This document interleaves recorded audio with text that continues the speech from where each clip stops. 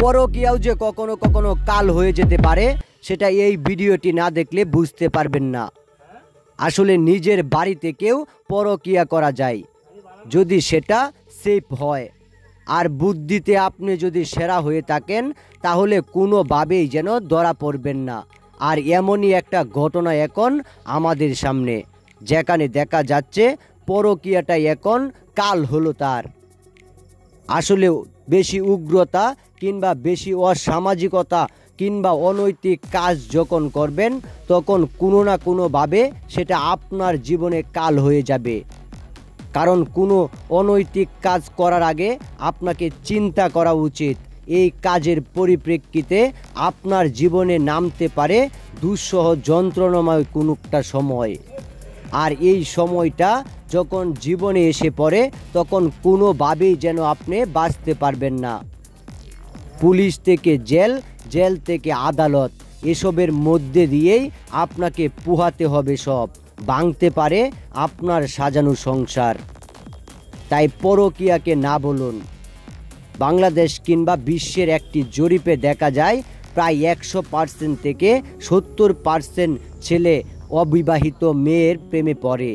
আর এসব ঘটনা এখন আমাদের সামনে পরিবার, সমাজ কিংবা সমাজতান্ত্রিক অনেক কিছুর ভিতরে ঘটে যায়। আর সেগুলা প্রতিরোধ তো দূরের কথা, আরও উস্কানিমূলকভাবে এগুলা সামনে নিয়ে যায় আমাদের সমাজ। সমাজের মানুষজন এগুলা স্বচক্ষে দেখার পরও প্রতিবাদ তো দূরের কথা, সেটা থেকে মুখ ঘুরিয়ে নেই। আর সেখান থেকেই ঘটে যায় রহস্যজনক কোনো একটি ঘটনা, যেখানে কয়েকটি জীবন জড়িয়ে পড়ে, কয়েকটা পরিবার একসাথে হয়ে ধ্বংসের কাতারে চলে যায়। তাই পরকীয়া যদি হয় কাল তাহলে সেটা না করাই ভালো। সমাজকে সুন্দরভাবে গড়তে আপনাকে সংযত হতে হবে। পরকীয়া নামক এসব ঘটনা কোনোভাবেই যেন আপনাকে আঁচ না করতে পারে।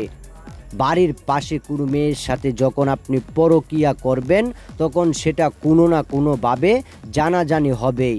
আর সেখান থেকেই ঘটতে পারে মহা কোনো কিছু, নেমে আসতে পারে আপনার জীবনে কাল। আর এই সময় যদি আপনার মাথার ভিতর না ঢুকে তাহলে হয়তোবা আপনার জীবন এভাবেই দুঃসিহাত হতে পারে।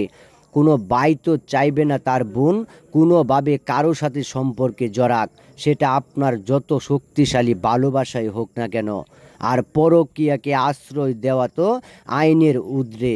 আর এসব ঘটনা থেকে আমাদের এখন মূল শিক্ষা নিতে হবে। সমাজ পরিবেশ গড়তে বাস্তবতার সম্মুখীন না হতে এসব ঘটনাকে না বলুন। আপনার বন্ধু বান্ধব কিংবা আপনার বোনকে বুঝান যাতে করে সমাজ ব্যবস্থা ভালো হয়।